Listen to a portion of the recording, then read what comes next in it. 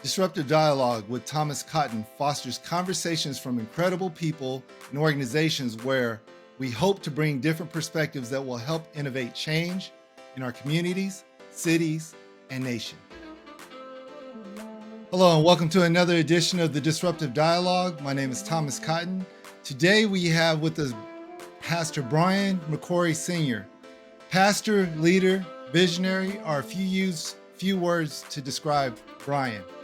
He is the founding pastor of Solomon Temple Christian Ministries in Jonesboro, Georgia, the husband of 25 years to his lovely wife, Krista McCrory, and the father of 5 children. Pastor McCrory has worked diligently and in a multitude of ways in his calling to bring lost souls to the Lord. Through many of his life trials and challenges, he has found his way to exercising the gifts that God has planned for him and planted in him for kingdom use. Through Solomon Temple's Christian ministry, Pastor McCrory desires to unchurch the mindset of believers from the church tradition to Bible truth. Welcome to the show. I appreciate you having me, man. I'm grateful to be here. Grateful to have you. You know, what was Wednesday. That? It's Happy Wednesday. Yeah.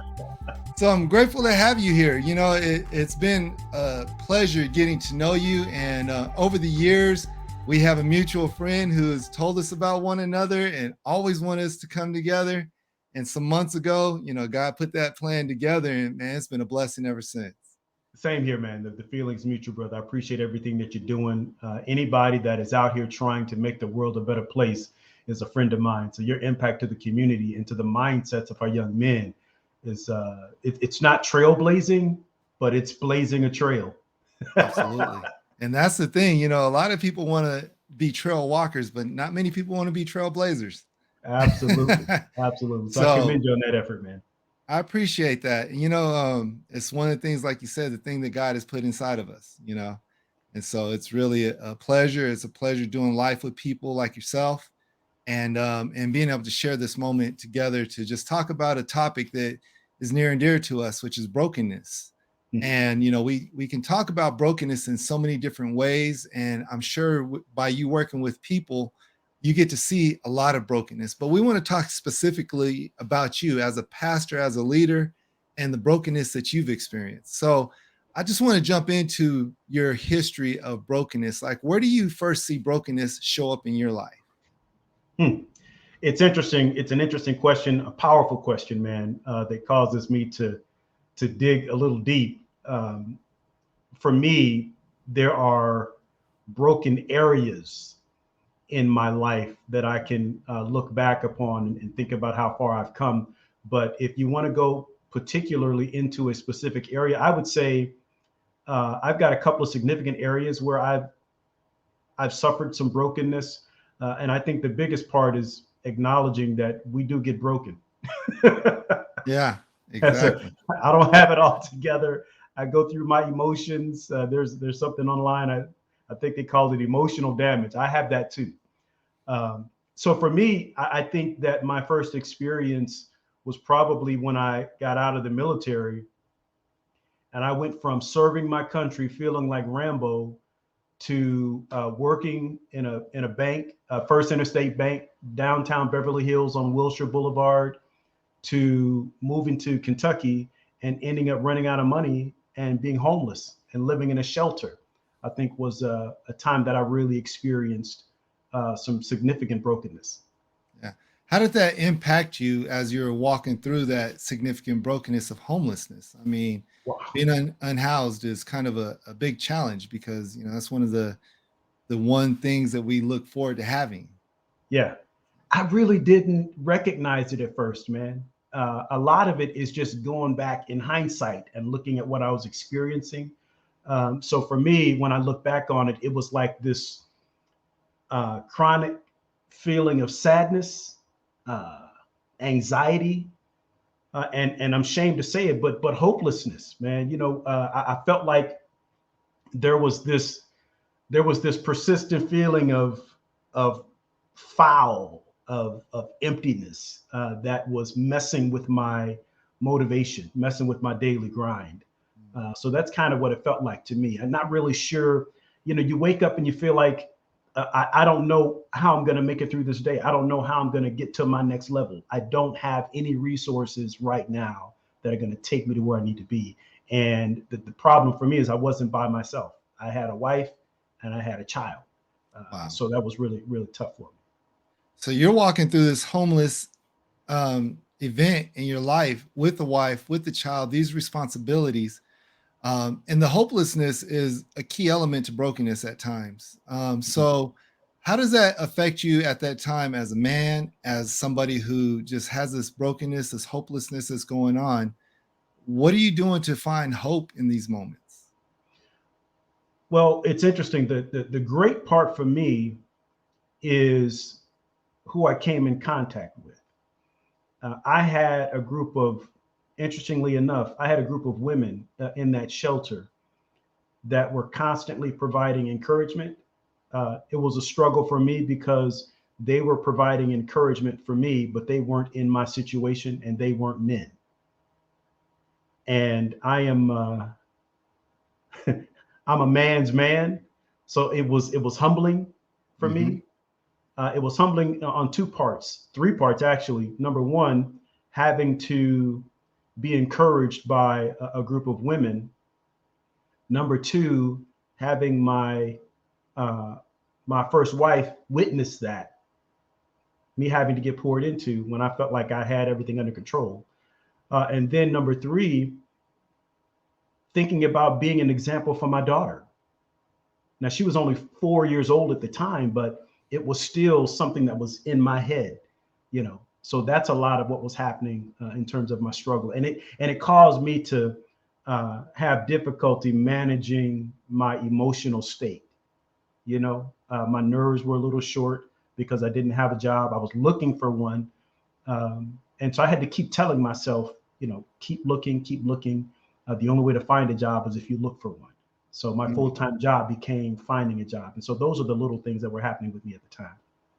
Today's episode is brought to you by Redemption and Advancement Alliance, whose mission is to provide innovative support to people to disrupt the cycles of incarceration and poverty. Go to www.redeem-advance.org to find out more information or make your $1,000, $100, $10, or even $1 donation to help support people who want to stay alive and free. Yeah. You know, it's interesting that you say through this period of time that you're in the military.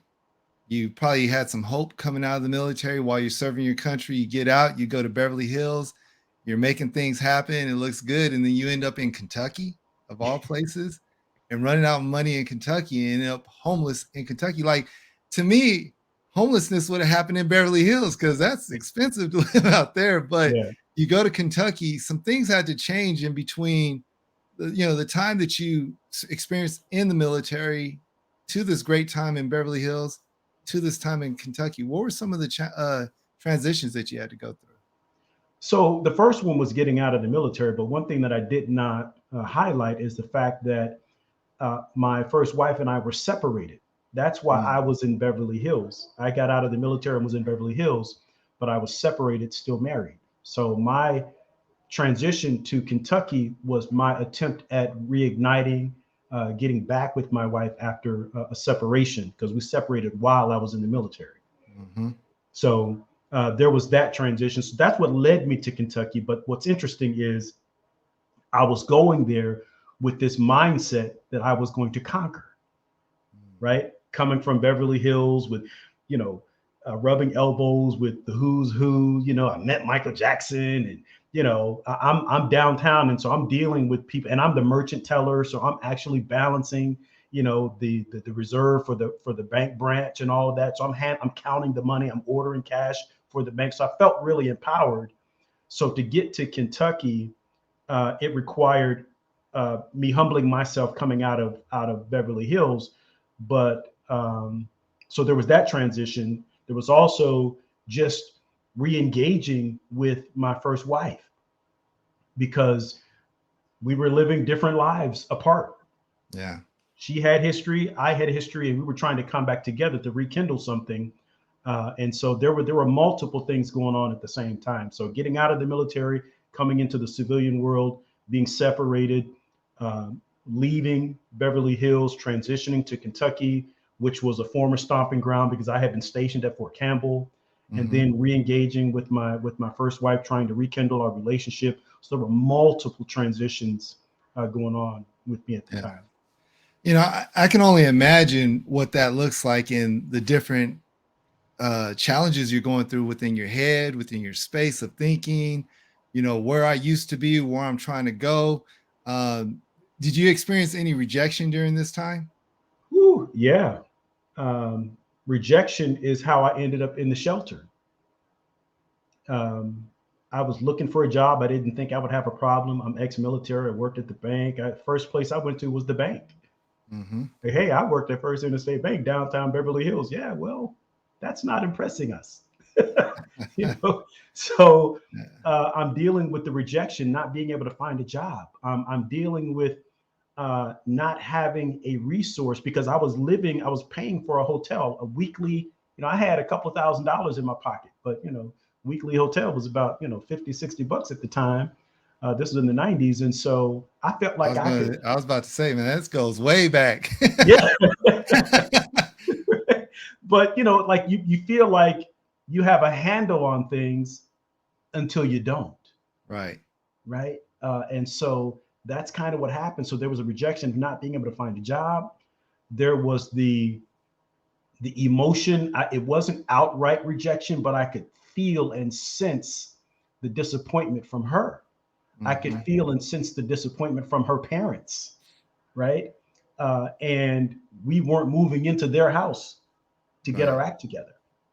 So yeah, there were several areas where I felt rejected. Right. It was tough. So Tough season. Let's fast forward a little bit because you really shared a lot of good information about your history. It's not good and like it's good, but it's good information about seeing the things that you had to struggle through and things that you've overcome. What was the turning point of you overcoming this brokenness in your life and really starting to see something different? For me, it was the acceptance of Christ, because in that same shelter, Christ was presented to me. Now, I grew up going to church and all of that. You go to the church because your mom sends you to church and all, but I didn't have a relationship with Christ. In that shelter had a church connected to it, one of those old school holiness churches, the Bible thumping, hellfire, damnation churches, Pentecostal, speaking in tongues, and, women wearing dresses, and women didn't wear pants. Women kept their heads covered. Men didn't wear short pants, couldn't wear jewelry. There was that type of environment. And so being in that shelter, part of the expectation was that you would go to church while you're in the shelter.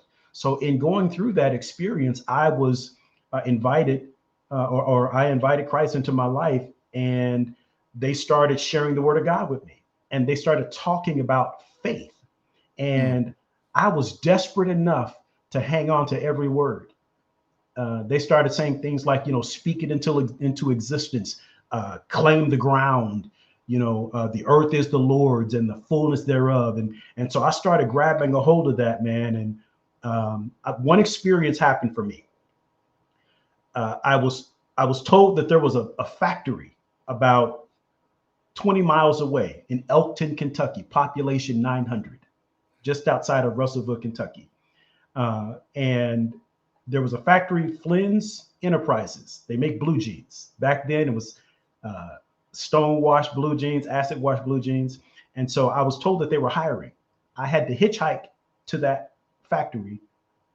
The foreman told me they were not hiring in the morning. I held on to the words of those sisters in the church at the shelter. You have to claim it. Just tell the Lord, thank you. Thank you, Jesus. Thank you. I stayed down there because I didn't have a ride back to Russellville. Oh, wow. So I stayed there and I kept saying this over and over and over. And what happened is the person who told me about the job lived 2 doors down from the factory. So I went to his house, stayed in his son's room, watched TV. And I was just saying, thank you, Jesus. His son came home from work and said, hey, Brian, you're in here? I'm like, yeah. He goes, hey, they're looking for you down at the factory. I left out of that house. And what was a no at like 10 a.m. that morning was a yes by 4 o'clock that afternoon. And the only Wow. difference was me saying, thank you, Jesus, all day. I never said, I Wow. don't know how many times I said it, but that was the turning point for me. That's an amazing story, because again, it's not something that, like, I'm going to turn this whole thing around myself. It was just literally, I'm going to trust that things are working for my good. Yeah. And that's a really powerful story, because there's so many people who are in a broken, hopeless situation that says, I use the example when people go to prison and they begin to serve the Lord, they're like, you have jailhouse religion. And this is not jailhouse religion, but it's similar. I'm homeless, and I'm gonna say I love God, and I'm gonna start serving God. And the only difference that you did was start walking by faith. Yeah. And to me, like, I think about my faith, it's not blind. The faith is not blind. There's these moments in time where you can look back and you can say, that was a moment that I was walking by faith, and I can Mhm. see how God's hand worked. Yeah. And so now you're moving forward. You have this job. It's starting to build, renewal in you. Again, you're moving forward in life. You have your first wife. You have a lot of different things going on, and then now you're moving forward. You're moving on. Tell us, like, some of the next steps, and then I want to kind of fast forward after you tell us that, to a Mhm. point where, as your things are moving forward and things are really good, and more brokenness comes in the form of family and different other things. Yeah. So many wonderful stories to tell, so many blessings from the Lord. But the one thing that I'll say is that the challenges never stopped coming, never stopped hitting me. I'm working hard, I'm doing all that, and I'm young, early 20s. My first wife was early 20s, and we're trying to figure life out. And what I didn't realize is, she was still holding on to something she was connected to before I came back. Yeah. I'm in her backyard, and so she's got history there, and there's some unresolved stuff. And I found out some things. I got frustrated. We got into it. That was still an issue. Um, Things on the job. I'm driving to I'm riding to work with some people who don't look like me. I'm working a third shift, and the people that pick me up are driving. There's two guys picking me up driving a pickup truck, and they wear their hats like this. They got long curly hair, got a shotgun in the window with the Confederate flag, right? And now we're working together. They need me on the job, but they are who they are. And so I'm having to ride to work in a pickup truck with two guys who don't look like me. I'm in the middle seat. I work from 11 at night to 7 in the morning, and they have no problem using the N word with me in the truck. Mm. Right. So I got to deal with that. I pray, Lord, get me off this shift, get me on another shift where I can get a different ride. That happened for me. Right. Heartache was the relationship issues with my first wife, not really seeing me whole, but comparing me to other men around in the city, in the town that were whole. Um, and that, so what my point is that the struggles never stopped hitting me, the disruptions never stopped coming, but God had shown me enough to where I was more of a believer in my walk and my ability to come out of it, because I got that job. Yeah. I moved to another shift. I came out of there. My life, and it continued to elevate. So my marriage didn't work out, and I still had to continue growing. So I ended up leaving Kentucky and moving to Illinois. Mm. Another transition. What More was in disrupt. Illinois? My younger brother. I had a younger brother in Illinois. And like, hey man, come on out. Hang out with me for a while. So I went there, found a job, uh, new girlfriend. And life shifted from Kentucky to Illinois, which is where I was raised, about 2 hours north of where I was living, Yeah. Champaign. Yeah. So, interesting thing, like, you have all this transition going on. You're in your 20s, it sounds like, still in your 20s. And you're still trying to figure life out. Yeah. You got God in your life, you're walking by faith. There's still probably not any purpose. Where does that purpose start coming from? for me, at that point in my life, my purpose was to be better than yesterday. I learned early during those situations, and I love those women. That I'll always have a special place in my heart for them, because what they told me is that don't let your bigs get too big. When you have a surplus, be a good manager, be a good steward. That they used simple English for me. Just manage your affairs more effectively, more carefully, so that you don't find yourself in this situation again. But purpose for me just became making today better than yesterday. I can't say that I had it all together, because you talk about me walking by faith, man, I was still messed up trying to figure it out. I knew who Christ was, but I wasn't just walking upright. You know what I mean? But I did have faith. So I continued dealing with disruptions all through my experience in Champaign. But being purpose driven was really just not being homeless again. That was me. I don't want to feel like that again. I don't want to feel that emptiness again. I don't want to feel that sadness again. I don't want to feel that void of employment again. I vowed two things. I would be employed and I would have a roof over my head. So that's where I was at that time. Yeah. And at that time I was probably 25 years old by then. So we're kind of moving up into where you meet your new wife and your current wife. Yeah. So let's fast forward there for the sake of time, and and then how you transitioned to Atlanta, or were they both in the same? Sure.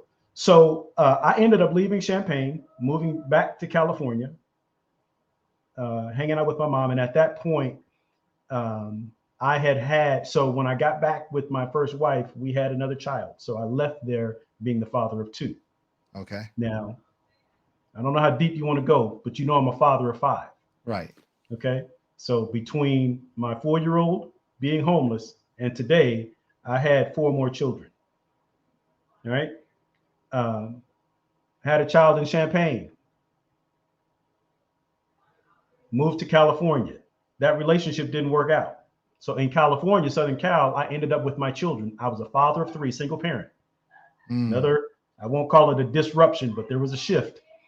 So I had my children. I was a single parent living in Los Angeles, working a great job. I found myself in the IT industry. That was something that happened for me while I was in Champaign. Another faith move, right? God gave me a job that became a career for me.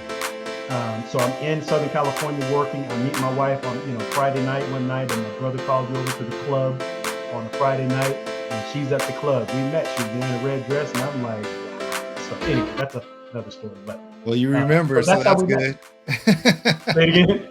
I say you remember, so that's a good thing. Oh yeah. And so we started dating, and I just remember that she was a single woman driving a company car with a college degree, and I'm just some dude from Kankakee, Illinois, single parent, barely making it, because I had a decent job, but I was living in LA. I was living in Inglewood. I'm making $50,000 a year. So $50,000 a year in Inglewood, even in the 90s, nah, you barely making it, bro. Right. Yeah, so that was my life. My apartment was I wrestled with the roaches for access to the kitchen. So that's kind of where I was. And so trying to be an example, trying to be a father to my children, and trying to be someone that looked like a good representation of Black manhood.